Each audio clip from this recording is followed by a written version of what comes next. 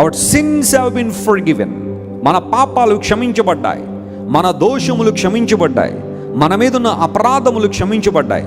వాటన్నిటిని దేవుడట కట్టగట్టి తీసుకెళ్ళి ఎక్కడేసేసాడట? సముద్రపు అగాధములో పడేశాడు. Deep waters of an ocean. సముద్రంలో అగాధ జలములు ఉంటాయి.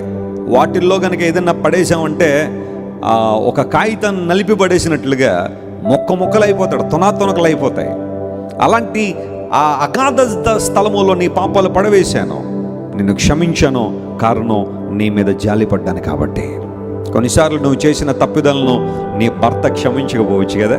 నేను క్షమించినండి, అస్సలు క్షమించినండి. ఎందుకంటే ఎప్పటికి 30 అవకాశాలు ఇచ్చారండి, అన్ని అవకాశాలని సద్వినియోగపరచుకోలేదండి. 30 సార్లు నేను ఆమెను క్షమించిన ఆమె ఇంకా నా మీద చెడుగానే ప్రవర్తిస్తుందండి. అందరూ బట్టి నేను క్షమించినండి వెస్లీ గారు అంటున్నారు కొంతమంది భర్తలు.